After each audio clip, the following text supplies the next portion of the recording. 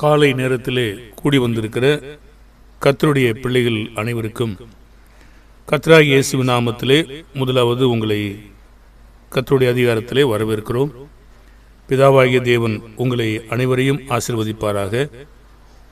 உணர்ந்து கொள்ளுதலும் பரத்திலிருந்து இருதயத்தை திறக்க அவர் நமக்கு உதவி செய்ய வேண்டும் என்று நாம் வேண்டிக் கொள்கிறோம். இந்த நாளில் நாம் போதிக்கிற பாடமானது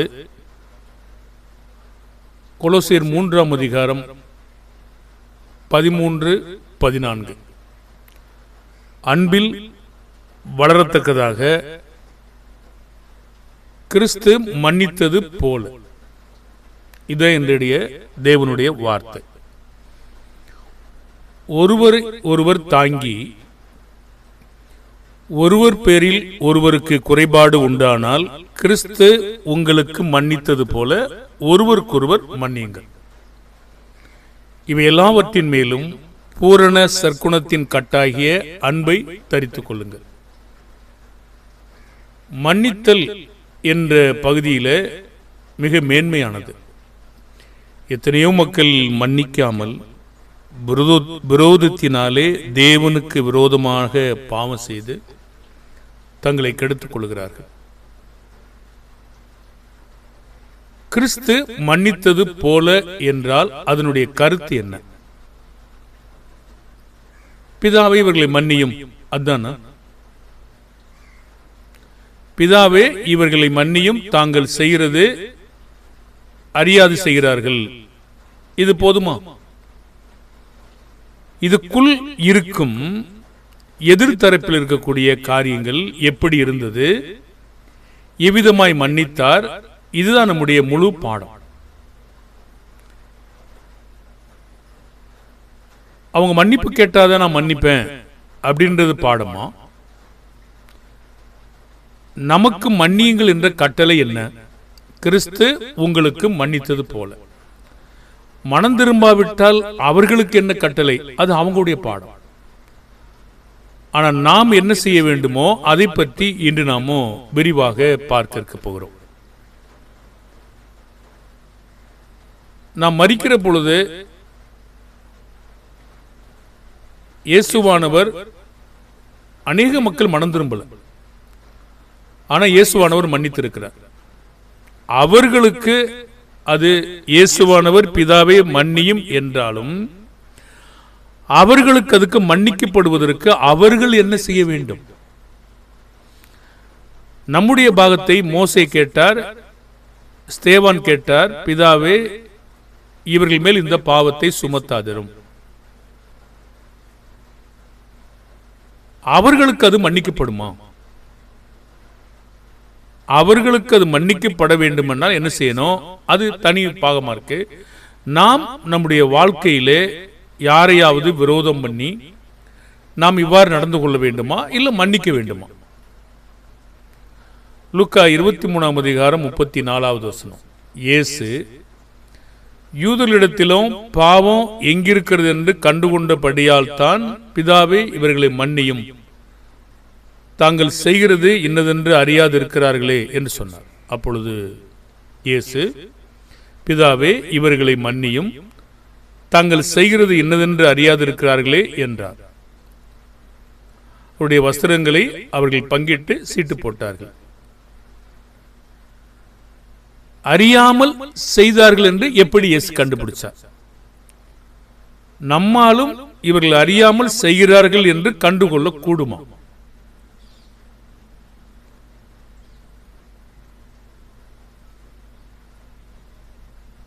அவர் கொரிந்தியரில் கேட்கிறார், அறிந்திருப்பார்களானால் மகிமையின் கர்த்தரை சிலுவையில் அறைய மாட்டார்களே.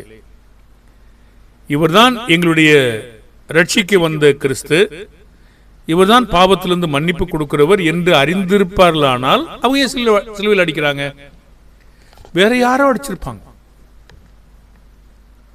மன்னிக்கிற அளவுக்கு இருந்த பாவம் எந்த வகையை சார்ந்தது என்று கவனித்தால் அது நமக்கு ஆச்சரியத்தை கொடுக்கும். யோவான் 1:11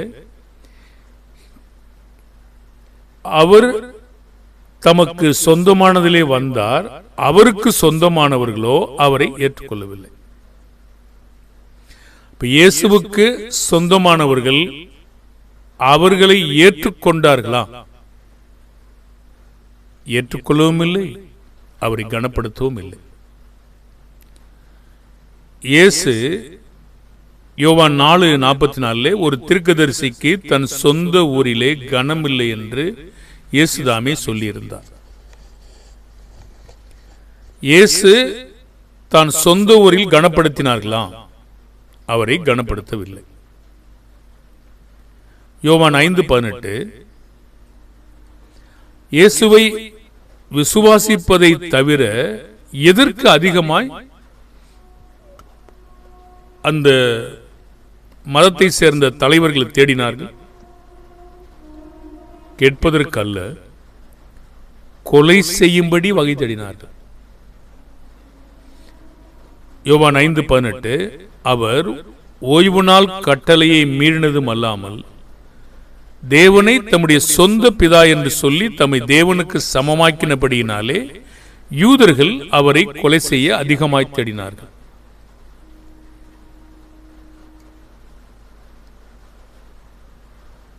இயேசு பிதாவுக்கு தன்னை சமமாக கருதி கொண்டாரா?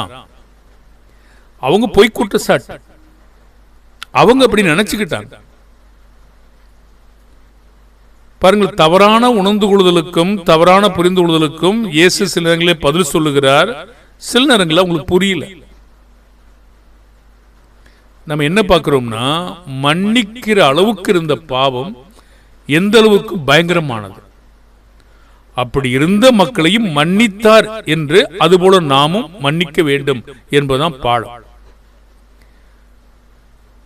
யோவான் 19:15-16 யூதர்கள் தங்கள் ராஜாவை ஏற்றுக்கொண்டார்களா அல்லது ராயனை ராஜாவாக ஏற்றுக்கொண்டார்களா? அவங்க எதுல பயங்கரமான கூக்குரல் இட்டாங்க? சிலுவையில் அறையும், சிலுவையில் அறையும். தங்கள் ராஜாவையே நிராகரித்து வேற ராஜாவை தெரிந்து கொண்டாங்க. அது மாத்திரமல்ல, இவனை அகற்றும் சொன்னாங்க. யோவான் 19:15 அவர்கள் இவனை அகற்றும் அகற்றும், சிலுவையில் அறையும் என்று சத்தமிட்டார்கள். பிலாத்து கேட்கிறாரு, உங்கள் ராஜாவை நான் சிலுவையில் அறையலாமா என்றான். பிரதான ஆசாரியர்கள் என்ன சொல்றாங்க? அவங்க யாரு? தலைவர்கள், முன்னோடிகள், வழிநடத்தினர்கள், ஜனங்களுக்கு பாவ மன்னிப்பை கொடுக்கிற பிரீஸ்ட். ராயனே அல்லாமல் எங்களுக்கு வேறே ராஜா இல்லை என்று சொன்னாங்க. இவங்களை பார்த்தா சொன்னாரு, பிதாவே இவர்களை மன்னியும். நமக்கு மன்னிப்பதற்கு மனம் வருமா? இயேசு நமக்கு முன்னோடினவராக இருக்கிறார். 19:16 யோவான் அப்பொழுது அவரை சிலுவையில் அறையும்படிக்கு அவரிடத்தில் ஒப்பு கொடுத்தான். அவர் இயேசுவை பிடித்துக் கொண்டு போனார்கள். அவங்க தங்க ராஜாவை குறித்து என்ன எண்ணினாங்க? இல்ல உயிரோடு இருக்கணும், நமக்கு ஆளுகை செய்யணும், இல்ல நமக்கு ரட்சிப்பை தரணும்னு எண்ணாங்களா? சாகணும்னு நினைச்சாங்க. யோவான் 19:7 யூதர்கள் அவனுக்கு பிரதியுத்தரமாக, எங்களுக்கு ஒரு நியாயப்பிரமாணம் உண்டு, இவன் தன்னை தேவனுடைய குமாரன் என்று சொன்னபடியால் அந்த நியாயப்பிரமாணத்தின்படி இவன் சாக வேண்டும் சொன்னாங்க. இயேசுவை அவங்க நேசித்தாங்களா? குற்றம் சாட்டி கொண்டே இருந்தாங்க, தொடர்ந்து குற்றம் சாட்டினாங்க. மத்தேயு 27:12-13-14 பிரதான ஆசாரியர் மூப்பரும் அவர் மேல் குற்றச்சாட்டுகையில் அவர் மாறுத்தரம் ஒன்று சொல்லவில்லை. அப்பொழுது பிலாத்து அவரை நோக்கி, இவர்கள் உன்மேல் எத்தனையோ குற்றச்சாட்டுகிறார்களே, நீ அவைகளை கேட்கவில்லையா என்றான். அவரோ ஒரு வார்த்தை மாறுத்தரமாக சொல்லவில்லை. அதனால ஆச்சரியமாச்சு. எண்ணாமற் போனோம். அப்படி இருந்தவர்களையும் அவர் வேண்டிக் கொண்டு மன்னித்தார். நாம் இதுபோன்ற மக்களை மன்னிக்கிறோமா? மன்னிக்கிறதற்கு நமக்கு இருதயம் இருக்கிறதா? அப்படி இருந்தால் அது கிறிஸ்துவின் சிந்தை. தங்கள் ராஜா மேல அவங்க அன்பா இருந்தாங்களா? மத்திய 27:17 பொறாமையினால் அவரை ஒப்புக் கொடுத்தார்கள் என்று பிலாத்து அறிந்து அவங்க யாருக்கு ஆதரவு கொடுத்தாங்க தெரியுமோ? தங்கள் ராஜாவுக்கு இல்ல, திருடனுக்கு, கொள்ளைக்காரனுக்கு. மத்திய 27:20 பரபாசை விட்டுவிட கேட்டுக்கொள்ளவும் இயேசுவை கொலை செய்விக்கவும் பிரதான ஆசாரியரும் மூப்பரும் ஜனங்களை ஏவி விட்டார்கள். எவ்வளவு சீக்கிரம் அகற்ற முடியுமோ அவ்வளவு சீக்கிரம் ஜனங்களை அவங்க தூண்டிக்கிட்டே இருந்தாங்க. எவ்வளவு வெட்கப்படுத்த முடியுமோ அவ்வளவு வெட்கப்படுத்தினாங்க. எவ்வளவு அவமானப்படுத்த முடியுமோ அவ்வளவு. மத்திய 27 27-31 வரைக்கும்.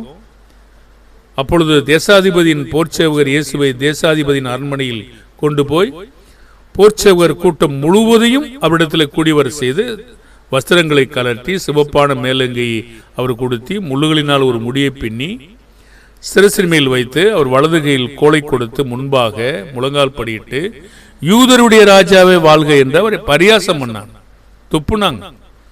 கோலை எடுத்து சிரசின் மேல் அடித்தாங்க, மேலங்கையை கலட்டினாங்க, சிலுவையில் அறையும்படி கொண்டு போயிட்டாங்க. இயேசுவை நேசித்தாங்களா? பரியாசம் பண்ணாங்களா? அவமானப்படுத்தியும் கோபம் உங்களுக்கு தீர்ந்து போனதா? மத்திய 27:40 தேவாலயத்தை இடித்து 3 நாளைக்குள்ளே கட்டுகிறவனே, உன்னை நீயே ரட்சித்துக்கொள், நீ தேவனுடைய குமாரனானால் சிலுவையிலிருந்து இறங்கி வா என்று தூசித்தாங்க, பரியாசம் பண்ணாங்க. மத்திய 27:41-43 வரைக்கும். அப்படியே பிரதான ஆசாரியரும் வேதபாரகரும் மூப்பரும், இவங்கெல்லாம் யாரு? பிரபலமானவர்கள், மனிதனால் புகழப்பட்டவர்கள், தேவனால் நியமிக்கப்பட்ட பிரதான ஆசாரியர்கள். மற்றவர்களை ரட்சித்தான், தன்னை ரட்சித்துக் கொள்ள திராணி இல்லை. இவன் இஸ்ரவேல் ராஜாவானால் இப்பொழுது சிலுவையிலிருந்து இறங்கி வரட்டும், அவனை விசுவாசிப்போம். கல்லரும் கூட நிந்திக்கிறதுக்கு இவங்க காரணமானாங்க. அவரோடு கூட சிலுவையில் அறையப்பட்ட கல்லரும் அந்தப்படியே அவரை நிந்தித்தார்கள். அவர்களுக்கு நன்மை செய்ய சுற்றித் திரிந்த இயேசுவின் ஊழியத்தின் நாட்களில் யூதர்கள் அவருடைய சிருஷ்டிகரிடத்தில் எவ்வாறு நடந்து கொண்டார்கள்? யோவான் 8:45-49 சமாரியன் என்றும் பிசாசு பிடித்தவன் என்றும் சொன்னான். நான் உங்களுக்கு சொன்ன சத்தியத்தை சொல்லுகிறபடியால் நீங்கள் என்னை விசுவாசிக்கிறதில்லை. என்னிடத்தில் பாவம் உண்டென்று உங்களில் யார் என்னை குற்றப்படுத்தக்கூடும்?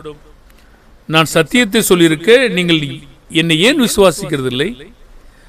தேவனால் உண்டானவன் தேவனுடைய வசனங்களுக்கு செவி கொடுக்கிறார், நீங்களும் தேவனால் உண்டாயிராதபடியினால் செவி கொடாமல் இருக்கிறீர்கள் என்றார். இப்ப யூதர்கள் என்ன செய்தாங்க? உன்னை சமாரியன் என்றும் பிசாசு பிடித்தவன் என்றும் நாங்கள் சொல்லுகிறது சரிதானே என்றார்கள். அதற்கு இயேசு, நான் பிசாசு பிடித்தவன் அல்ல, நான் என் பிதாவை கனம் பண்ணுகிறேன், நீங்கள் என்னை கனவீனம் பண்ணுகிறீர்கள். தங்கள் ராஜா அவங்க என்ன சொன்னாங்க? எந்த அளவு கனவீனப்படுத்திட்டாங்க? லூக்கா 11:14-16 வரைக்கும். பின்பு ஊமையாயிருந்த ஒரு பிசாசை துரத்தினார். பிசாசு புறப்பட்டு போன பின்பு ஊமையன் பேசினான். ஜனங்கள் ஆச்சரியப்பட்டார்கள். அவர்கள் சிலர், இவன் பிசாசுகளின் தலைவனாகிய பெயல்செபூலை கொண்டு பிசாசுகளை துரத்துகிறான் என்றார்கள். வேறு சிலர் அவனை சோதிக்கும்படி வானத்திலிருந்து ஒரு அடையாளத்தை காட்ட வேண்டும் என்று அவரிடத்தில் கேட்டார்கள். ரட்சிக்க வந்த ரட்சகரை என்ன செய்தார்கள்? கல்லுகள் எடுத்துக்கிட்டாங்க. யோவான் 8:59 அப்பொழுது அவர் மேல் எரியும்படி கல்லுகளை எடுத்துக்கொண்டார்கள். இயேசு மறைந்து அவர்கள் நடுவே கடந்து தேவாலயத்தை விட்டு போயிட்டார். அவங்களுடைய சிருஷ்டிகர பேச்சில் அகப்படுத்தும்படி என்ன செய்தாங்க தெரியுமா? சோதித்து பார்த்தாங்க. மத்திய 22:15-18 வரைக்கும். அப்பொழுது பரிசேயர் போய் பேச்சிலே அவரை அகப்படுத்தும்படி யோசனை பண்ணி தங்கள் சீசரையும் ஏரோதியரையும் அவரிடத்தில் அனுப்பினார்கள். அவர்கள் வந்து, போதகரே நீர் சத்தியம் உள்ளவர் என்று, தேவனுடைய மார்க்கத்தை சத்தியமாய் போதிக்கிறவர் என்றும், நீர் முகத்தாட்சியம் இல்லாதவராகையால் எவனை குறித்து உமக்கு கவலையில் என்றும் அறிந்திருக்கிறோம். ஆதலால் உமக்கு எப்படி தோன்றுகிறது? ராயனுக்கு வரி கொடுக்கிற நியாயமோ அல்லவோ அதை எங்களுக்கு சொல்லும் என்று கேட்டாங்க. அதுக்கு என்ன பேருங்க அவங்களுக்கு? துர்க்குணம், மாயத்தனம். இயேசு அவர்கள் துர்க்குணத்தை அறிந்து, மாயக்காரரே நீங்கள் ஏன் என்னை சோதிக்கிறீர்கள் கேட்டார். பாருங்க, என்ன பார்க்கிறோம் தெரியுமா? கிறிஸ்து மன்னித்தது போல எந்த வகையான மக்களை அவர் மன்னித்தார், எந்த விதமாய் செயல்பட்ட மக்களை மன்னித்தார், நாமும் அதுபோன்று நமக்கு எதிராய் செயல்படுகிற மக்களை மன்னிக்கிறோமா? இதுதான் பேசிட்டு இருக்கோம். மன்னிக்கிறதுக்கு நமக்கு மனம் வருகிறதா? மன்னிக்கிறதுக்கு நமக்கு இருதயம் இருக்கிறதா?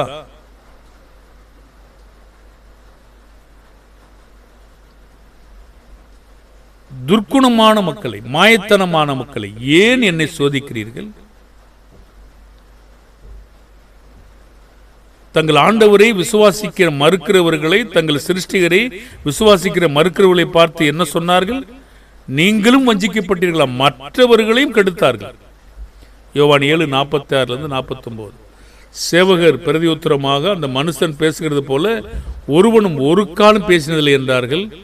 அப்பொழுது பரிசேயருக்கு என்ன கேட்கிறாங்க தெரியுமா? நீங்களும் வஞ்சிக்கப்பட்டீர்களா? அவங்க இன்னும் தூண்டுறாங்க பாருங்க மக்களை. அதிகாரிலாவது பரிசேயரிலாவது யாதாவது ஒருத்தன் அவனை விசுவாசம் உண்டா? நீங்க வேதத்தை அறியாதவர்களாகி இந்த ஜனங்கள் சபிக்கப்பட்டவர் சொன்னாங்க. இந்த மக்களை தான் இயேசு மன்னித்தார். பிதாவின் நாமத்தில் வந்த இயேசுவை அவர்கள் ஏற்றுக்கொண்டார்களா? பிதாவின் நாமத்தில் வந்த இயேசுவை ஏற்றுக்கொள்ளாமல் சுயநாமத்தினால் வந்த மக்களை ஏற்றுக்கொள்றாங்க. தேவ அன்பு இருக்கா? யோவான் 5:42, 43, 44. தேவ அன்பு உங்கள் அன்பு இல்லை என்று உங்களை அறிந்திருக்கிறேன். நான் பிதாவின் நாமத்தினாலே வந்திருந்தும் நீங்கள் என்னை ஏற்றுக்கொள்ளவில்லை. வேறொருவன் சுயநாமத்தினால் வந்தால் அவனை ஏற்றுக்கொள்வீர்கள். காரணம் என்ன தெரியுமா? தேவனாலே மாத்திரம் வருகிற மகிமையை தேடாம மனுஷங்கிட்ட இருந்து அவங்க ஏற்றுக்கொண்டாங்க. அதனால அவரை விசுவாசிக்க முடியாம அவரே கொலை செய்யற அளவு கொண்டு போயிட்டாங்க. கொலை பாதகனுக்கு சப்போர்ட் பண்ணாங்க. ரட்சிக்க வந்தவரை கொலை செய்தாங்க. மத்திய 27:19. அவன் நியாயாசனத்தில் உட்கார்ந்து இருக்கையில் அவனுடைய மனைவி அவரிடத்தில் ஆண் எழுப்பி, நீர் அந்த நீதிமானை ஒன்று செய்ய வேண்டாம். பிளாத் மனைவி சொல்றாங்க, இன்றைக்கு சொப்பனத்தில் வெகுபாடுபட்டேன்னு சொன்னார். பரபாசை விட்டுவிட கேட்டுக்கொள்ளவும் இயேசுவை கொலை செய்விக்கவும் பிரதான ஆசாரியர் மூப்பரும் ஜனங்களை ஏவிட்டு இருந்தாங்க. பொறாமையினால தங்கள் சிருஷ்டியருக்கு எதிராக கலைகளை விதைத்து கலகம் பண்ணிக்கிட்டே இருந்தாங்க. எவ்வளவு பெரிய திட்டமிடல், எவ்வளவு பெரிய பொல்லாப்பு! இதெல்லாம் அறியாமையினால செஞ்சிட்டு இருக்காங்க. யாரு அறியாமையில செஞ்சாங்களோ அவங்க மன்னிக்கப்பட்டாங்க. யாரு துணிகரமா செஞ்சாங்களோ அவங்க மாண்டுதான் போனாங்க. மார்க்கு 15:9-11 வரைக்கும் பொறாமையினால் பிரதான ஆசாரியர்கள் அவரை ஒப்புக் கொடுத்தார்கள் என்று பிலாத்து அறிந்து அவளை நோக்கி, நான் யூதருடைய ராஜாவை உங்களுக்கு விடுதலையாக்க வேண்டும் என்று இருக்கிறீர்களா என்று கேட்டான். பரபாசை தங்களுக்கு விடுதலையாக்க வேண்டும் என்று ஜனங்கள் கேட்டுக்கொள்ளும்படி பிரதான ஆசாரியர்கள் அவனை ஏவி விட்டாங்க. இவங்க யாரும் மனம் திரும்பினது மாதிரி எனக்கு தெரியல. சிலர் இருக்கலாம், ஒரு சிலர். ஆனால் சாதாரண கேட்டுக்கொண்டிருந்த பிரஜைகள் மனம் மாறி இருக்காங்க. மத்திய 26:59-63 பொய்ச்சாட்சி சொல்ல தேடிக்கிட்டு இருந்தாங்க.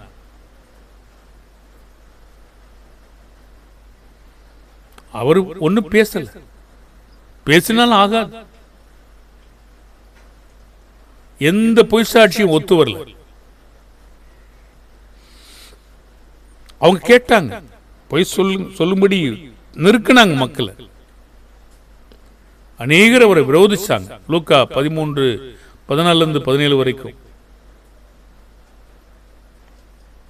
ஆனால் விரோதித்த இருந்த அனைவரும் வெட்கப்பட்டாங்க. ஜனங்கள் எல்லாரும் அவரால் செய்யப்பட்ட சகல மகிமையான செய்திகளை குறித்தும் சந்தோஷமா இருந்தாங்க. சிருஷ்டிகரின் ஞானத்தை குறித்து ஏற்க மறுத்தாங்க. அவரை குறித்து இடரலும் அடைஞ்சாங்க. மத்தேயு 13:54-58 வரைக்கும் தாம் வளர்ந்த ஊரிலே வந்து அவருடைய ஜெபாலயத்தில் அவர்களுக்கு உபதேசம் பண்ணினார். அவர்கள் ஆச்சரியப்பட்டு இவனுக்கு இந்த ஞானமும் பலத்த செய்கையும் எப்படி வந்ததுன்னு கேட்டாங்க. அப்புறம் ஒரு ஆராய்ச்சி பண்றாங்க. இவன் தச்சனுடைய குமாரன் தானே, தாய் இங்கே தானே இருக்கா, சகோதரிகள் இங்கே தானே இருக்காங்க, சகோதரிகளும் நம்மிடத்தானே இருக்காங்க, இப்படிலாம் இங்கே தானே இருக்காங்க, இப்படி திடீர்னு இவனுக்கு எப்படி இந்த ஞானம் வந்திருக்க முடியும்? அவங்க விசுவாசிக்கவும் முடியல, விசுவாசிக்காம இருக்கவும் முடியல. அதுக்கு பதிலாக இடர்ல அடைஞ்சு போயிட்டாங்க.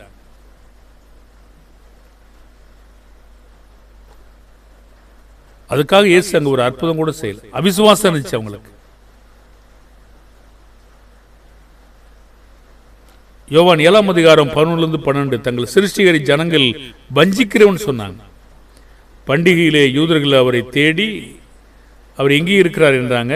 ஜனங்களுக்குள்ளே அவரை குறித்து முறுமுறுப்பு உண்டாயிற்று. சிலர் அவர் நல்லவர் என்றாங்க, வேறு சிலர் அப்படியல்ல என்றாங்க. அவன் ஜனங்களை வஞ்சிக்கிறவன் என்று சொல்லிக் கொண்டாங்க. தங்கள் சிருஷ்டிகரை பிசாசு பிடிச்சவன் சொன்னாங்க. யோவான் 7:20 ஜனங்கள் அவருக்கு பிரதியுத்தரமாக, பிசாசு பிடித்தவன், உன்னை கொலை செய்ய தேடுகிறவன் யார் என்று சொன்னாங்க. அவருடைய சத்தியமே அவங்களுக்கு பிடிக்கல. யோவான் 8:45 நான் உங்களுக்கு சத்தியத்தை சொல்லுகிறபடியினாலே நீங்கள் என்னை விசுவாசிக்கிறதில்லை, வேதத்தை அறிந்து அதற்கு கீழ்ப்படுகிறவர்களை சபிக்கப்பட்டவன் சொன்னாங்க. யோவான் 8:48-49 அப்பொழுது யூதர்கள் அவருக்கு பிரதியுத்தரமாக, உன்னை சம்மாரியன் என்றும் பிசாசு பிடிச்சவன் என்றும் நாங்கள் சொல்லுகிறது சரிதானே என்றார்கள். இயேசு சொல்றாரு, அதற்கு இயேசு, நான் பிசாசு பிடித்தவன் அல்ல, நான் என் பிதாவை கனம் பண்ணுகிறேன், நீங்கள் என்னை கனவீனம் பண்ணுகிறீர்கள். இதெல்லாம் அறியாமல் செய்தால் என்று என்பதற்கு ஆதாரம் என்ன? யோவான் 8:14-19 இயேசு அவர்கள் பிரதியுத்தரமாக, என்னை குறித்து நானே சாட்சி கொடுத்தாலும் என் சாட்சி உண்மையா இருக்கிறது. ஏனெனில் நான் எங்கிருந்து வந்தேன் என்றும் எங்கே போகிறேன் என்றும் அறிந்திருக்கிறேன். நீங்களோ நான் எங்கிருந்து வருகிறேன் என்று எங்கே போகிறேன் என்றும் அறியீர்கள். அப்படின்னா அவங்க எதுக்கு எப்படி தீர்க்கிறாங்க? மாம்சத்திற்கேற்றபடி நியாயந்திருக்கிறாங்க. ஆனா இயேசு யாரையா நியாயந்திருத்தாரா? ஒருவனையும் நியாயந்திருக்கிறதில்லை. அவங்க உடனே கேட்கிறாங்க 19 அப்பொழுது உம்முடைய பிதா எங்கேங்கிறாங்க. இயேசு பிரதியுத்தரமாக சொல்றாரு, என்னையும் அறியீர்கள், என் பிதாவையும் அறியீர்கள். நீங்கள் என்னை அறிந்தீர்களானால் என் பிதாவை நீங்க நினைஞ்சிருப்பீங்க, அறிஞ்சிருப்பீங்கன்னு சொன்னார். அவங்க வானத்திலிருந்து வந்தது அறியாம இருக்காங்க. யோவான் 8:23 அவர் அவர்களை நோக்கி, நீங்கள் தாழ்விலிருந்து உண்டானவர்கள், நான் உயர்விலிருந்து உண்டானவன். நீங்கள் இந்த உலகத்திலிருந்து உண்டானவர்கள், நான் இந்த உலகத்திலிருந்து உண்டானவன் அல்லன்னு சொல்றார்.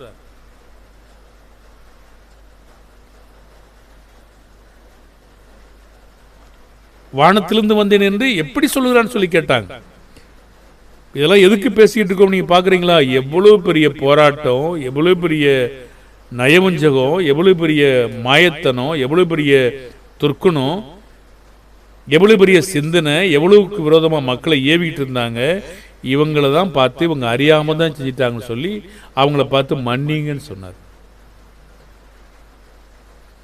யோவான் 6:41-43 வானத்திலிருந்து வந்தேன்றாரு. எப்படி சொல்றாரு சொல்லி சொன்னாங்க. 42 முறுமுறுக்க ஆரம்பிச்சிட்டாங்க 43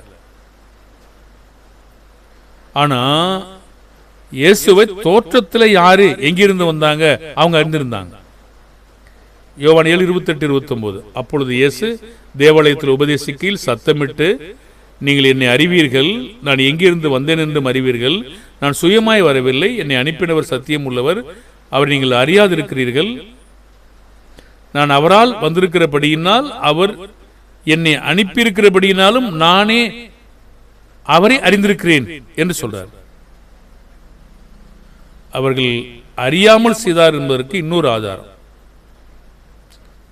அப்போஸ்தலர் 2:23. அப்படி இருந்தும் தேவன் நிர்ணயித்திருந்த ஆலோசனையின்படியையும் அவருடைய முன்னறிவிப்பின்படியையும் ஒப்புக் கொடுக்கப்பட்ட அந்த இயேசுவை நீங்கள் பிடித்து அக்கிரமக்காரருடைய கைகளில் சிலுவையில் ஆணி அடித்து கொலை செய்தீர்கள்.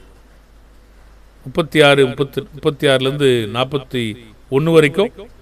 அப்படி இருந்தும் தேவன் மன்னிக்கவும். ஆகையால் நீங்கள் சிலுவையில் இருந்த இந்த இயேசுவையே தேவன் ஆண்டவரும் கிறிஸ்துவும் ஆக்கினார் என்று இஸ்ரவேல் குடும்பத்தார் யாவரும் நிச்சயமா அறிங்கன்னு சொன்னார். இப்போ என்னாச்சு? அவங்களுக்கு இருதயத்தில் குத்தப்பட்டுச்சு. ஏன்? அவர்கள் தோல்வி. இவ்வளவு காலமா அவங்க ஜெயிச்சிட்டோம்னு நினைச்சுக்கிட்டு இருந்தாங்க. சிலுவையில் அடிக்கிறது கொலை செய்த வரைக்கும் ஆமா வெற்றி பெற்றோம் நினைச்சுக்கிட்டாங்க. வெகுமானங்களை கூட அனுப்பிட்டாங்க. ஆனா உயிர்த்தெழுந்த பிற்பாடு நம்ம செய்த செயலெல்லாம் வீணாகி விட்டது, நாம் தோல்வியிற்றோம். அதை கேட்ட போது இருதயத்தில் குத்திடுச்சு அவங்களுக்கு. இப்ப கேட்டாங்க ஒரு கேள்வியை மற்ற அப்போஸ்தலரையும் பார்த்து, சகோதரரே நாங்கள் என்ன செய்யணும்? நீங்கள் முதலாவது மனம் திரும்புங்க, பாவ மன்னிப்புக்கென்று இயேசு கிறிஸ்துவின் நாமத்தினாலே ஞானஸ்நானம் பெற்றுக் கொள்ளுங்கள். இன்னும் 2:40 வந்து அப்போஸ்தலர் நடபடிகள் 2:40 இன்னும் அநேக வார்த்தைகளாலும் சாட்சி கூறி மாறுபாடுள்ள இந்த சந்ததியை விட்டு விலகுங்க, உங்களை ரட்சித்துக் கொள்ளுங்க என்று புத்தி சொன்னாங்க. இன்னும் அறியலைங்கிறதுக்கு இன்னொரு ஆதாரம் என்னங்க? 1 Corinthians 2:8 இந்த பிரபஞ்சத்து பிரபுக்களில் ஒருவனும் அறியவில்லை, அறிந்தார்களானால் மகிமையின் கர்த்தரை சிலுவையில் அறைய மாட்டார்களே. பாருங்க, அறிஞ்சிருப்பாங்கன்னா என்ன செஞ்சிருக்க மாட்டாங்க? அறிஞ்சிருக்க மாட்டாங்க. முதலாவதான பலமான ஆதாரம் என்ன? லூக்கா 23:34 இயேசு பிதாவே இவர்களை மன்னியும், தாங்கள் செய்கிறது இன்னதென்று அறியாதிருக்கிறாளே என்றார். இப்படி அக்கிரமக்காரருக்காக அவர் வேண்டிக் கொண்டபடினால தேவன் அவருக்கு என்ன செஞ்சாருங்க?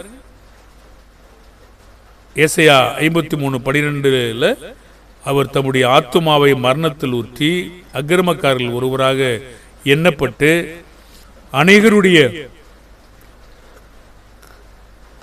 பாவத்தை தாமே சுமந்து அக்கிரமக்காரருக்காக வேண்டிக் கொண்டதுக்காக அநேகரை பங்காக கொடுப்பார். ஆச்சரியம் இல்லையா? இப்படிப்பட்டவர்களை மன்னிக்க நமக்கு முன்னோடினவராகிய இயேசு நடந்து காட்டினார். இதுதான் கிறிஸ்து மன்னித்தது போல. நாம் இந்த மாதிரி மக்களை மன்னிச்சிருக்கோமா? கொஞ்சம் யோசிச்சு பாருங்க. பின்னோக்கி போய் சிந்தனை பண்ணி ஆராய்ச்சி பண்ணி பாருங்க. நம்முடைய இருதயத்தை மன்னிச்சிருக்கிறோமா? மன்னிக்கிறோமா? பேச மாட்டேன், பார்க்க மாட்டேன், தோத்திர சொல்ல மாட்டேன், இப்படி இருக்கணும்.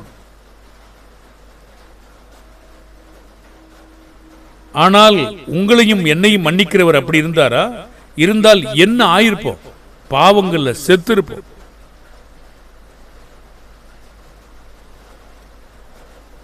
நாம யாருக்காக வாழ்றோம், அவர் யாருக்காக வாழ்ந்திருக்காருன்னு கண்டுபிடிக்க முடியுமா?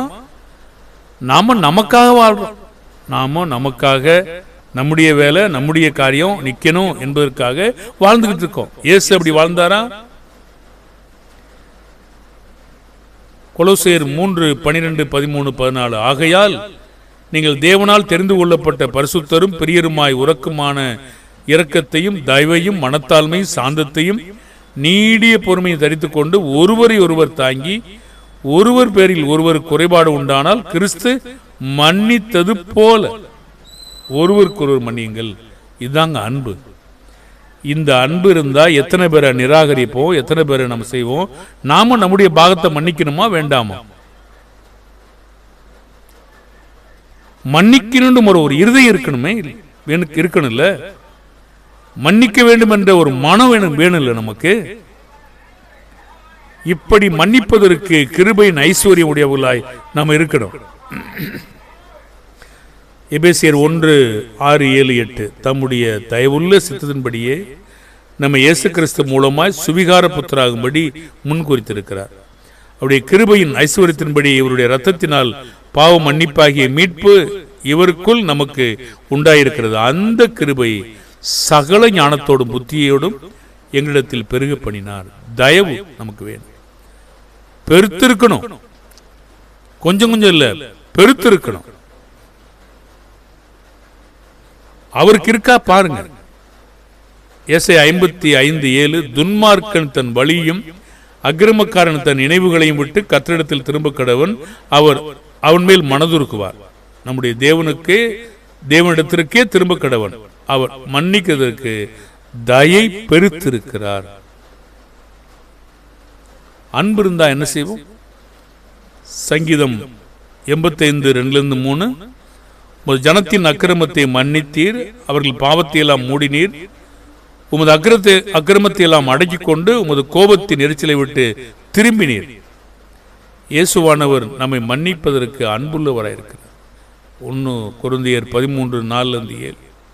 அன்பு நீடிய சாந்தமா இருக்கும், தயவா இருக்கும், பொறாமை இருக்காது, புகழாது, இருமாப்பாயிராது, அயோக்கியமான செய்யாது, தற்பொழிவை நாடாது, சினமடையாது, தீங்கு நாடாது, நினைக்காது, அநியாயத்தில் சந்தோஷமே படாது, சத்தியத்தில் சந்தோஷப்படும், சகலத்தையும் தாங்கும், சகலத்தை விசுவாசம், சகலத்தையும் நம்பும். செய்யறோமா?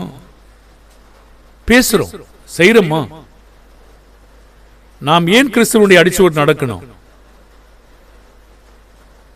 மார்க் 11:25-26, நீங்கள் நின்று ஜெபம் பண்ணும் போது ஒருவன் பேரில் உங்களுக்கு யாதொரு குறை உண்டாயிருக்குமானால் பரலோகத்தில் இருக்கிற உங்கள் பிதா உங்கள் தப்பிதங்களை மன்னிக்கும்படி அந்த குறையை அவனுக்கு மன்னியுங்கள். நீங்கள் மன்னியாதிருப்பீர்களானால் பரலோகத்தில் இருக்கிற உங்கள் பிதாவும் உங்கள் தப்பிதங்களை மன்னியாதிருப்பார் சொன்னார். மன்னிக்கலைனா நியாய தீர்ப்பில் என்ன சொல்லுவோம்? மனப்பூர்வமாய் மன்னிக்கிறோம். மத்தேயு 18:35, நீங்களும் அவனவன் தன் சகோதரன் செய்த தப்பிதங்களை மனப்பூர்வமாய் மன்னியாமற் போனால் என் பரமபிதா உங்களுக்கு இப்படியே செய்வார் சொன்னார். இப்படி கிறிஸ்து மன்னித்திருக்கிறார் நமக்கு எப்படி தெரியும்? எரேமியா 31:34, இதோ நாட்கள் வரும் என்று கர்த்தர் சொல்லுகிறார். அப்படி என்ன செய்ய போறாரு? யூதா குடும்பத்தோடும் இஸ்ரவேல் குடும்பத்தோடும் புது உடன்படிக்கை பண்ண போறார். அந்த உடன்படிக்கை எகிப்திலிருந்து புறப்பட்டது போல இருக்க போறதில்லை. என்ன, அது மீறி போட்டாங்க, அவமாக்கி போட்டாங்க, உடைச்சு போட்டாங்க. 33 அதை உள்ளத்திலே வைத்து அதை இருதயத்திலே எழுதி அவங்க தேவனா இருப்பாரு, அவங்க ஜனமா இருப்பாங்கன்னு சொல்றாரு. 34 இனி ஒருவன் தன் அயலானையும் ஒருவன் தன் சகோதரை நோக்கி கர்த்தரை அறிந்து கொள் என்று போதிப்பதிலே அவர்கள் சிறியவன் முதற்கொண்டு பெரியவன் எல்லாரும் என்னை அறிந்து கொள்வார்கள் என்று கர்த்தர் சொல்லுகிறார். நான் உங்கள் அக்கிரமங்களை மன்னித்து அவருடைய பாவங்களை இனி நினைக்க மாட்டேன். ஏற்கனவே நினைவு கூறுதல் ஒன்று இருந்ததா? இருந்தது. அவர்கள் பாவங்களை இனி நினைப்பதில்லை என்பது கடந்த கால பாவமா, நிகழ்கால பாவமா, அல்லது ஏற்கனவே பாவங்கள் நினைவு கூறுதல் இருந்ததா? இனி என்பதின் கருத்து தான் என்ன? எபிரேயர் 10:3, அந்த நாட்களுக்கு பின்பு நான் அவர்களோடு பண்ணும் உடன்படிக்கையாவது என் பிரமாணங்களுடைய இருதயங்கள் வைத்து மனதில் எழுதுவேன் என்று கர்த்தர் சொல்லுகிறார் என்பதை உரைத்த பின்பு அவர்களுடைய பாவங்களை அக்கிரமங்களை நான் இனி நினைப்பதில்லை என்று சொல்றார். எரேமியா 33:7-8 எனக்கு விரோதமாக செய்த எல்லா அக்கிரமங்கள் நீங்களாக்கி சுத்திகரித்து மன்னிப்பேன் சொல்றார்.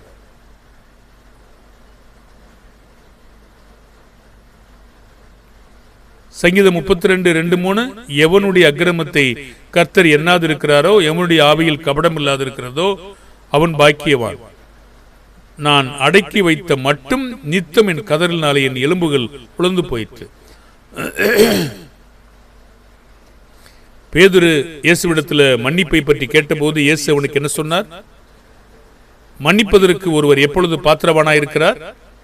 மத்தேயு 18:21-22. அப்பொழுது பேதுரு அவரிடத்தில் வந்து, ஆண்டவரே, என் சகோதரன் எனக்கு விரோதமாய் குற்றம் செய்து வந்தால் நான் எத்தனை தரம் மன்னிக்க வேண்டும்? 7 தரம் மட்டுமோ என்று கேட்டார்.